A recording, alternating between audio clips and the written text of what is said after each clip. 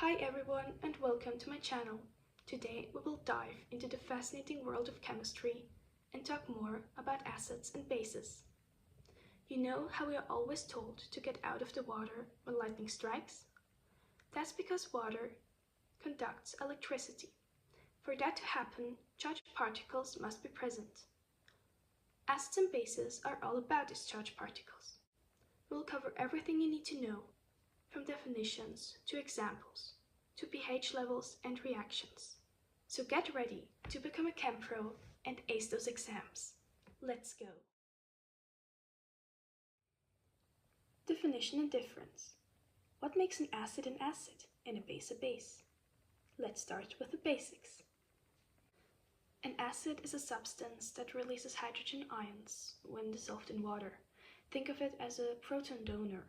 These H+ ions are what makes a solution acidic. A base, on the other hand, is a substance that accepts hydrogen ions when dissolved in water. You can think of it as a proton acceptor. Bases decrease the concentration of H+ ions in a solution. I will now make an example. Here we have hydrochloric acid and water. When we take a look at the periodic table, we can see that hydrogen only has one proton. But as far as we know, hydrogen also has only one electron. What happens is that hydrogen connects with chloride, which wants the electron. And because hydrogen wants to lose it, they make kind of a deal. This is why we refer to the positively charged hydrogen as a proton. Now, when we place hydrochloric acid into water, these two molecules react, and the water takes the positively charged hydrogen and they become chloride minus and H3O plus. Corresponding acid and base pairs, the dynamic duo. Acids and bases often exist in pairs, called conjugate acid-base pairs.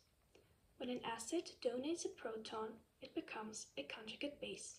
Similarly, when a base accepts a proton, it becomes a conjugate acid. Let me break that down for you. Here we have acid, also written as HA. An acid is basically the H+ ion and the acid residue, which we can also call the conjugate base of the acid. The same can be done with the base, which forms in sum with the H+ ion, the conjugate acid. Considering this, we always have the acid and the base on one side of the equation and the conjugate base or acid on the other. So as you can see, we always have two acid-base pairs. Now let me make an example. We have hydrochloric acid and sodium hydroxide, which react to chloride minus as a conjugate base of hydrochloric acid, and ammonia as the conjugate acid of sodium hydroxide. Here I would like to introduce another term, namely the word amphelite. An amphelite, for example water, is a molecule that contains both acidic and basic functional groups and can therefore act as both an acid and a base. Most important acids, the VIPs of the acidic world. Some acids are so frequently that it's helpful to know them by name. In this chapter, we will go through 4 of the most important acids and how to know their names without learning them by heart. Hydrochloric acid, HCl, is found in your stomach because it helps with digestion. Normally it is gaseous, but when dissolved in water it becomes aquatized. The name can be derived from the HCl, where H stands for hydro and Cl for chloric. Together it becomes hydrochloric. Sulfuric acid, H2SO4, is used in car batteries and other industrial processes. The S in SO4 stands for sulfur. That's why, using it in the beginning, we get sulfuric acid. After giving away the H+, it becomes hydrogen sulfate. Here you can see that it only has one H. Also, hydrogen sulfate can give away and accept NH plus ion. That's why it's an amphiolite. Nitric acid, HNO3, is used in the production of fertilizers and explosives. Here we use a derivation to remember it better. You ask, Mr. Nitric, how much hair do you have? He says, hair? No. Oh, 3. Resulting, for nitric acid, you have HNO3. Carbonic acid, H2CO3. Here, carbon stands for the C in CO3. When you take a H plus away, you get HCO3, where the H stands for hydrogen and the CO3 for carbonate, the minus for anion. So in the end, we get hydrogen, carbonate, anion. And here, what it's used for.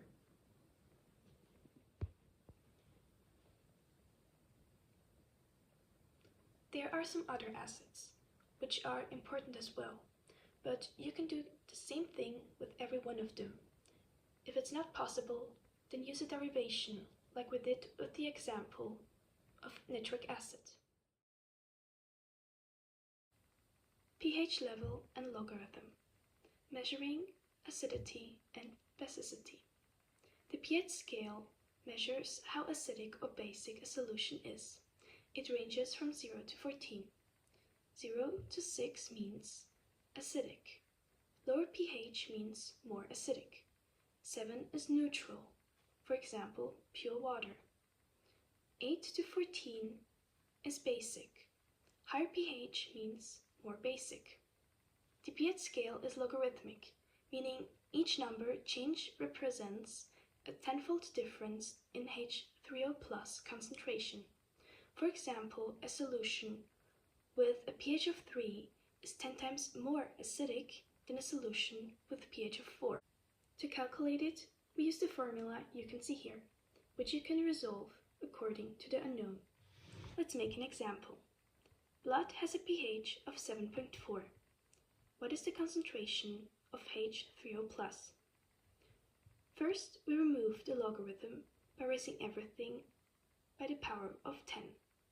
That gives us the concentration equal to 10 to the power of minus the pH level.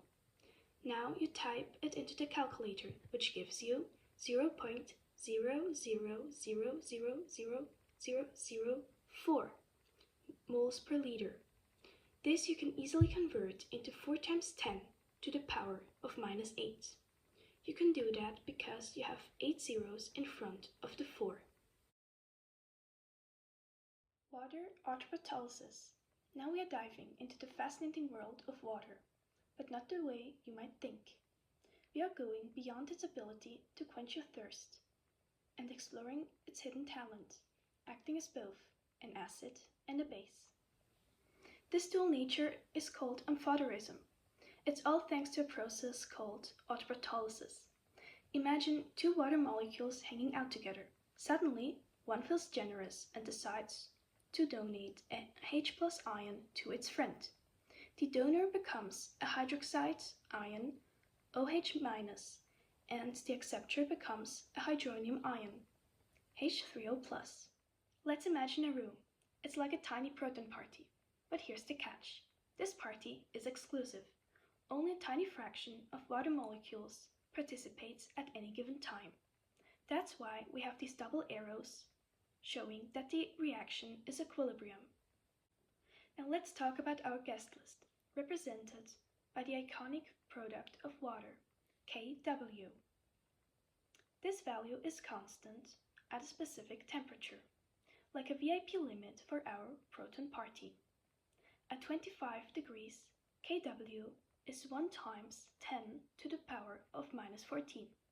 This means the concentrations of H3O plus and OH minus ions is always balanced, like a perfectly matched guest list. But what happens when an uninvited guest tries to crash our party? That's where Le Chatelier's principle comes in. It's like a balancer for our equilibrium, always trying to maintain balance. Let's say we add an acid, which increases H3O plus concentration. The equilibrium says, hold on, too much H3O plus ions. So it shifts to the left, encouraging the formation of water molecules and reducing H3O plus concentration back to the equilibrium value. The same thing happens if you add in base, which increases OH minus concentration. The equilibrium shifts to the left again, restoring balance. So even though external factors try to disrupt our proton party, the Chatelier's principle ensures that the iconic product of water, our VIP guest list, remains constant. And now a bonus. Tips and tricks on how to become a Chem Pro. First, memorize common strong acids and bases. This will make predicting reactions easier. Second, practice writing and balancing chemical equations. This is a fundamental skill in chemistry. Third, understand the relationship between pH, H plus ions, and OH minus ions. This is key to mastering acid-base chemistry. And that's a wrap. You are now on your way to becoming a Chem Pro. Don't forget to practice, ask questions, and never stop exploring the amazing world of chemistry. Don't forget to leave a like and subscribe for more awesome science content.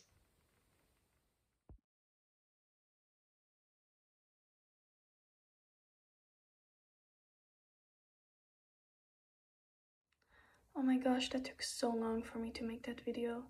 I needed so many takes because everything was like not good enough, and the preparation that went into that one video, and I needed to learn how to edit with iMovie and all of that, and it was crazy, really crazy. So I would really be happy for a like or your support. Also, if you think I can change anything, just write into the comments. I would be happy to hear like about everything. Like any recommendations, just tell me. I would appreciate it. Thanks for watching and bye.